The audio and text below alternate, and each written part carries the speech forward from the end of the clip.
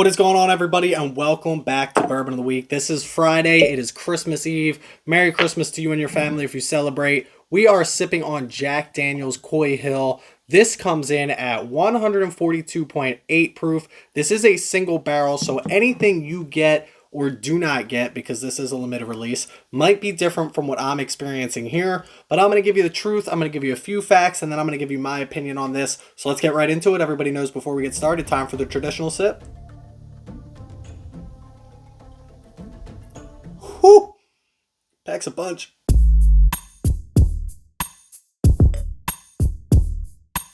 So here we have it, finally, the much-awaited Jack Daniel's Coy Hill. I got very lucky getting this bottle. So this dropped here in Pennsylvania in the stores. Went to the store, of course, sold out. Store opens at 9, sold out by 9:15. I got a piece of hair here. Then, randomly, about a week later, it dropped online at like 3:30 in the morning. They updated it one at a time. You could buy one, buy one, buy one. Of course, one household could only get one. I somehow got one. I clicked the button 1,000 times, and finally the transaction went through. This was here the next day. All of that to get this bottle here, and I don't even know if I like it yet. But from my understanding, everything that's in this bottle is the exact same as everything else from Jack Daniel's, right? It's 80% corn, 12% malted barley, 8% rye. It still goes through the Lincoln County process of 10 feet of sugar, maple, charcoal, whatever they do for that process. It's still the same barrels that they're using with the same char level. The only difference about this, and the reason that they call this Coy Hill, is because it's aged on Coy Hill, which is the highest elevated part of the Jack Daniel's distillery. They put it in the highest elevated of the highest mountain of the highest warehouse and the highest barrels. It's basically a Shrek movie in a barrel here. Now this is going to give us a very good indication of what that can actually do for a bottle of bourbon, right? If this is the same, minus the fact that it's 142 proof and it's uncut, unfiltered, and all that, compared to something like Jack Daniel's Old No. 7. But they have a bunch of other releases, like their barrel strengths and their single barrel rise and all these other products that I haven't tried yet. For some reason, okay, I started out my drinking career in college at the ripe old age of 21 years old, like I'm sure all of you did, drinking Jack Daniels. That's what I drank. I drank Jack Daniels. I drank Jack and Coke, right? I somehow switched up to rum at some point. I started drinking Captain and Coke. Then I got too old to drink Coca-Cola all the time, so I went to ginger ale. I went back to Jack Daniels. I went to Jack and Ginger. All of that is what got me into whiskey, and that's how I started into this bourbon career, thanks to my stepfather-in-law, and it's all history from there. And that brings us to this bottle right here. I haven't tried any other of the Jack Daniel bottles that look like this. I've tried Old No. 7, and I've tried this bottle right here. That being said, I'm very curious how this changes everything. I do want to try like a regular barrel strength Jack Daniel's single barrel compared to the Coy Hill to see if it's very different. But let's get into this right here. Let's get into the Coy Hill, and the first thing I want to tell you about this, and it's the first thing that I noticed. I have a light over here. The color on this is something I probably have never seen on any bourbon that I've had. Now, I've not had a bourbon over 130.2 proof. My Stag Junior Batch 14 is the highest proof bourbon that I have. This blows that out of the water at 142.8, which is crazy to me because I didn't think I would ever want to or even want to try to drink a bourbon that's 142 proof.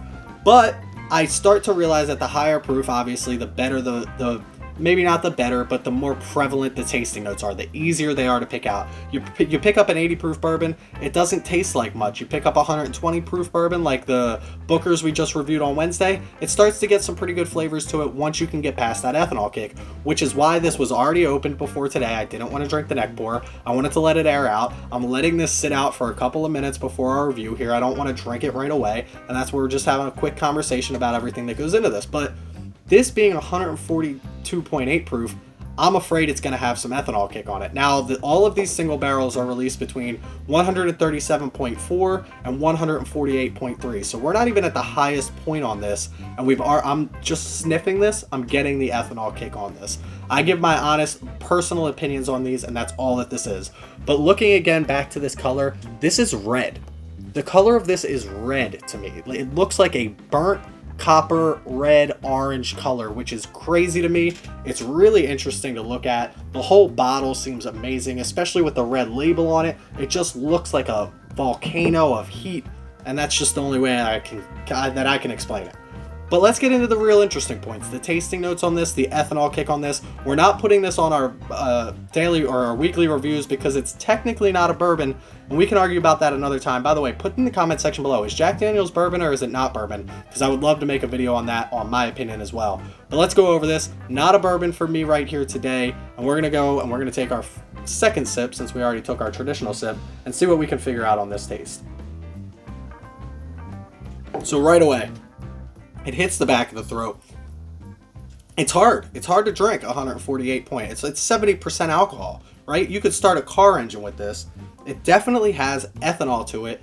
And the question I wanted to answer myself is, does that ethanol, can you overcome that ethanol with flavor? Now, Jack Daniel's Distillery themselves, people ask, why not 150 proof? Why not just put it at an even 150 proof and call it a day? And they said because once you get into that 150 proof, it starts to become overwhelming. And I think personally, at 140, I always forget, 142.8 proof, this is a little overwhelming with the ethanol kick. Even for somebody who's starting to enjoy a little bit of a higher proof bourbon, or whiskey in that matter. It just seems like it's not enjoyable when you're drinking something this high proof. That's my personal opinion as somebody who's been drinking bourbon for almost 2 years now, who started to work up and enjoy the Weller full proofs, to enjoy the Bookers, not the Elijah Craig barrel proofs, but the Larceny barrel proofs, the Stag Juniors I even enjoy. I just can't seem to get past the ethanol in this, and maybe it'll open up a little bit more, and in 6 months I'll be singing a different tune. But as of right now, as of letting this sit for 2 days or 3 days and letting this sit for a couple of minutes here, it just doesn't seem to have enough to offer me flavor-wise after that ethanol kick. Now, let's get into the flavors, because if these are your favorite flavors and this is something that you enjoy, maybe the ethanol kick won't bother you as much. Jack Daniel's has always been notoriously named for their banana. Now, I'm not getting a lot of banana on most any whiskeys. I just drank one the other day that actually had banana on, and I can't even remember what it was. It was my review last week, previous to the Booker's review, and it was bananas. It was like a runts. It was like an artificial banana sweetener. Now, Jack Daniel's is notoriously thought of as being bananas. This one, on my review myself, and most of the people that write online about it, they don't get that typical banana note that you get with Jack Daniel's, probably because they proofed it out. They got rid of the banana note when they put 75% alcohol in this thing. You can't taste banana because you can't taste anything. But I don't get banana. What I do get is a huge fruit/cherry note. This sips more like Old Forester than a Jack Daniel's to me. This is a high proof, uncut, unfiltered, 150 proof Old Forester, if you ask me, when it comes to that cherry bomb. Even Stag Junior gets that cherry bomb when you start to get into those higher proofs. And I don't know if that's what's bringing this out, if it's that high proof that brings out the cherry notes, or what it is, but I'm getting a very big cherry note. You get your vanillas, you get your caramels, a lot of cinnamon on this. So Jack Daniel's is usually mellow, right? That's the whole point. Everybody drinks Old No. 7, #1 selling whiskey in the United States, because it's mellow, it's smooth, it's easy to drink. This one, though, has got rye, it's got cinnamon, it's got spices to it that I'm not normally picking up because of that sugar charcoal filtering that they do. But in this one, it's just straight in your face. It's forward. It's cinnamon, it's vanilla, it's caramel, it's that cherry bomb. And then you get into that age, right? 9-year age. You get into that oak. You get into a little bit of leather here, which if you've seen a lot of my reviews, you start to know that a lot of oak and a lot of leather aren't my favorite. But there's not a lot on this, right? It's not heavy oak, heavy leather. It's very subtle, and it actually works pretty well flavor-wise. But again, it's 142.8 proof, and I don't know if I can really get past that, at least not now in just opening this bottle when it comes to the Coy Hill. It's not my favorite.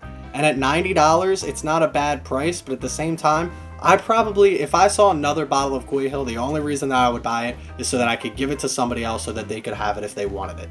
I'm personally not a fan of this particular bottle right here. This one was a limited release, right? I had to jump on it, which I feel like is the wave of the bourbon industry today, right?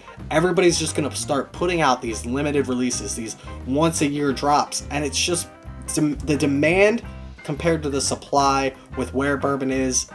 They got you. They got you by the, I won't say it on the channel, but you know what they got you by. Because if you don't get it, then you're left out. And if you do get it and you don't like it, then you can't tell anybody you don't like it because everybody else loves it. Well, I'm here to tell you that I don't love it. It's decent. It's good. I'm glad I have it in my collection for the YouTube channel. But if I wasn't doing this YouTube thing and I dropped $90 on this personally, I'd probably be a little bit upset. If you can appreciate a high proof bourbon and you enjoy this, then God bless you, more power to you. But if you're like me, if you're just an average bourbon drinker, if you're just drinking this once in a while, if you're just starting to work your way into the higher proof stuff, this isn't for you. Don't go out, don't go chasing these things that you might not like just to try to get your hands on it and post it on your social media. I'm literally, this is a thumbnail. This is clickbait for most people because I want them to know that I have it. And I have it for a YouTube channel, and that's the reason that I have it. But for the average drinker, for the average person like myself, you don't have to chase this bottle, I can promise you that. But listen, that's where I'm going to leave you for today. Just an honest opinion on this Jack Daniel's Coy Hill. If you don't already, check me out on Instagram at Bourbon of the Week. If you want to support the channel financially, check us out on Patreon. We have a bunch of cool stuff that we do for Patreons, including a custom Discord channel. But if you don't want to do that, check us out on Discord. Both of those links in the description below. You can come chat with us 24/7. If you want to help, again, click that like, click that subscribe button. We're pushing 2,000 subscribers on the channel, and we're trying to get there sooner rather than later. Please enjoy your Christmas and enjoy your holiday season if you don't celebrate Christmas. Happy New Year if I don't talk to you before then. Please don't drink and drive. Drink responsibly. And as always, stay healthy, stay happy, stay drinking. Cheers, y'all.